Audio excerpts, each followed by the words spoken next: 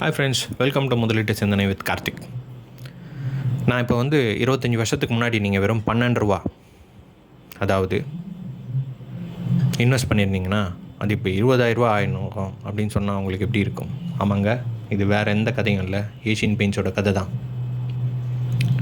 Asian paints 1942 மும்பையில் ஒரு கேரேஜில் 4 friends சேர்ந்து உருவாக்குன ஒரு கம்பெனி தான் ஏஷியன் பெயிண்ட்ஸ்.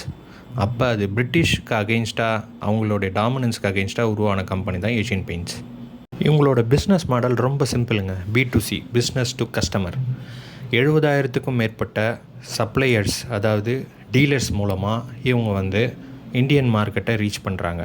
இன்னொன்று, இவங்களோட ரீகால் வேல்யூ ரொம்ப அதிகம். அதாவது பெயிண்ட் அப்படின்னாலே ஏஷியன் பெயிண்ட் தான் எல்லாருடைய மைண்டுக்கும் வரும்.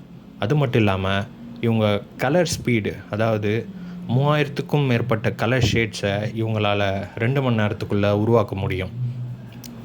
ஸோ கிட்டத்தட்ட பார்த்திங்கன்னா இவங்களோட ஸ்டாக் மார்க்கெட் ஜேர்னி பார்த்திங்கன்னா 12 ரூபாவில் ஆரம்பித்து இன்றைக்கி அது கிட்டத்தட்ட 3500 வரைக்கும் போய் இன்றைக்கி கரண்ட்டாக 2025 ஒரு 2500 பக்கத்தில் ட்ரேட் ஆகிட்டுருக்கு.